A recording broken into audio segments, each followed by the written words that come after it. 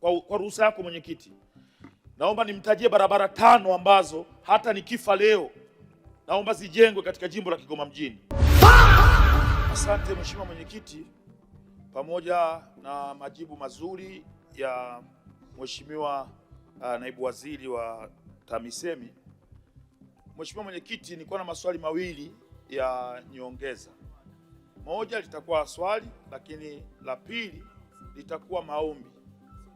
Swali la kwanza, bwawa la Katubuka linazidi kuwatea madhara makubwa sana wananchi wa kata ya Katubuka, na tayari kulikuwa na mkandarasi pale anaendelea na kazi ya kutoa maji yale kwa kutengeneza mtaro mkubwa ambao ulikuwa unapeleka maji ziwa Tanganyika. Sasa hivi ameondoa vifaa katika eneo la site. Serikali ina mpango gani wa kumlipa yule mkandarasi ili aweze kumaliza kazi ya kuondoa yale maji na kuwaacha wananchi katika makazi yao wakiwa na amani?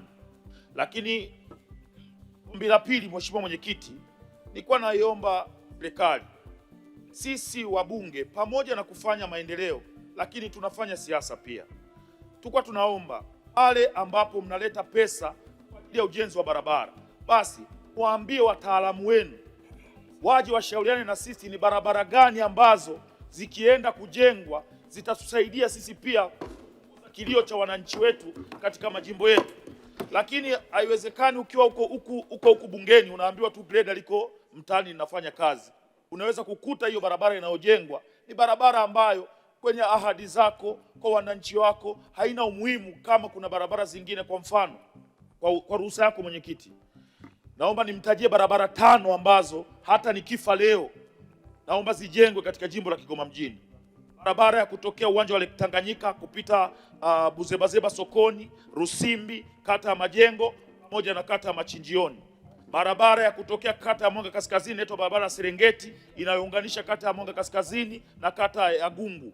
Barabara ambayo inaunganisha kata ya Buhanda na kata ya Businde. Barabara ambayo inaanzia chini Vamia Bega. Barabara ambayo inaanzia madukani. Mheshimiwa Clayton ameshakuelewa, kwa sababu hilo ni ombi sio swali. Kwa hiyo mheshimiwa waziri ameshakuelewa, tunashukuru. Nashukuru sana mwenyekiti, naomba sana mheshimiwa waziri baki na hizi barabara kichwani hata nikifa leo. Hayo ndo maombi ya wananchi wa Kigoma mjini. Mheshimiwa waziri, majibu. Asante sana mheshimiwa mwenyekiti. Mheshimiwa mwenyekiti, naomba kwanza nikubaliane na mheshimiwa Clayton Revocatus Chipando, mbunge wa Kigoma mjini, kwamba bwawa la Katubuka ambalo limekuwa likisababisha mafuriko ya mara kwa mara kwa wananchi wa manispaa ya Kigoma Ujiji, serikali inatambua kwamba kuna changamoto hiyo, na ndio maana ilishapeleka mkandarasi pale na tumeshafanya addendum kwenye mkataba kuhakikisha kwamba mkandarasi analiingiza swala la ujenzi wa mfereji mkubwa wa kutoa maji kwenye maeneo hayo yanayosababishwa na mafuriko ya bwawa la Katubuka kupeleka ziwa Tanganyika. Kwa naomba nimhakikishie mheshimiwa mbunge kwamba tayari tuko hatua za mwisho za kufanya malipo kwa mkandarasi ili arejee aendelee na ujenzi na hatimaye kuondoa kero hiyo ya mafuriko ya mara kwa mara kwa wananchi wa manispaa ya Kigoma Ujiji. Ni swala la pili, mheshimiwa mwenyekiti, ni kweli kwamba kuna fedha ambazo zimeendelea kupelekwa za ujenzi wa barabara kwenye majimbo yote kote nchini likiwemo jimbo la Kigoma mjini, na hivi karibuni jimbo la Kigoma mjini imepelekewa jumla ya shilingi milioni 898 kwa ajili ya kujenga lami ya Baptist mita 800, lakini shilingi milioni 450 kwa ajili ya kujenga barabara ya Zuru kiwango cha zege mita 420, na bajeti ya Kigoma mjini imeongezeka kwa mwaka 2025-26 kutoka bilioni 3.2 za mwaka uliopita mpaka shilingi bilioni 5.33. Kwa naomba niwahakikishie mheshimiwa mbunge kwamba serikali inathamini uboreshaji wa miundombinu ya barabara katika mji wa Kigoma. Na nitumie nafasi hii kwa niaba ya waziri wa nchi ofisi ya waziri mkuu TAMISEMI kuwaelekeza wakurugenzi wote wa mamlaka za serikali za mitaa kwamba ni maelekezo ya serikali kwamba fedha zozote zinapoingia katika majimbo yetu lazima waheshimiwa wabunge wapewe taarifa rasmi ya mapokezi ya fedha hizo na mipango ya utekelezaji, iwe barabara au miundombinu mingine yoyote. Lazima waheshimiwa wabunge ambao ni wawakilishi wa wananchi katika majimbo hayo washirikishwe ili tuwe na uelewa wa pamoja na maamuzi ya pamoja ya utekelezaji wa miradi hiyo. Na swala hili limetolewa maelekezo mara kadhaa. Ni kuhakikisha tu Mheshimiwa mbunge na waheshimiwa wabunge tutafuatilia kwa karibu na tutachukua hatua kwa wakurugenzi na watendaji ambao hawatatekeleza maelekezo haya ya serikali. La pili ni kwamba kwa kawaida mafunzo ya VETA huanza kila mwezi Januari wa kila mwaka.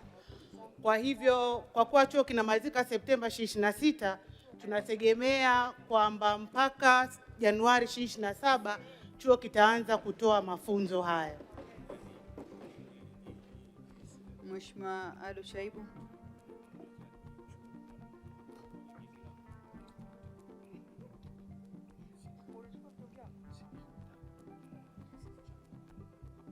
Wengine wazime kidogo.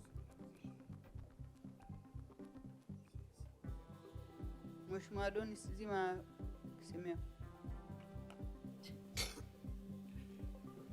Wengine wazime jamani, tuweze kuendelea. Mheshimiwa Mwenyekiti, ninakushukuru kwa kunipa nafasi ili niweze kuuliza swali dogo la nyongeza. Kwa kuwa wilaya ya Tunduru ni moja kati ya wilaya ambazo hazina vyuo vya VETA, na kwa kuwa ujenzi wa awamu ya kwanza wa chuo cha VETA Tunduru unahusisha majengo 9, mpaka sasa bado unasuasua, ulipaswa kukamilika mwaka 2024 lakini mpaka sasa hujakamilika. Ni ipi kauli ya serikali juu ya kukamilishwa kwa chuo cha VETA Tunduru? Majibu Mheshimiwa Waziri. Mheshimiwa Mwenyekiti, naomba kujibu swala la nyongeza la Mheshimiwa Ado, mbunge wa Tunduru, kama ifuatavyo. Kama nilivyosema katika swali langu la msingi, katika majibu yangu ya msingi, kwamba tunatarajia vyuo hivi kukamilika Septemba 26. Lakini ahadi ya serikali ni kwamba baada ya bunge hili nitafanya ziara mahususi ya kupitia vyuo hivi na kuona maendeleo ya vyuo hivi ili tuone wapi tunakwamua pale vyuo hivi vilipokwama.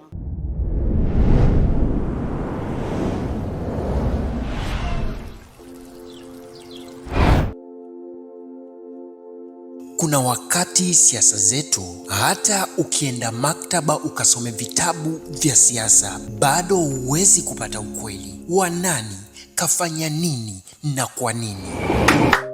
Hapa hatuchambi umbea, hapa tunachambua ukweli. Tunachambua bila kificho, bila kuacha hata nukta. Kaa tayari, kwa sababu tunakwenda kuchimba ndani zaidi ya unachokisikia, zaidi ya unachokiona. Hii ni Harakati TV.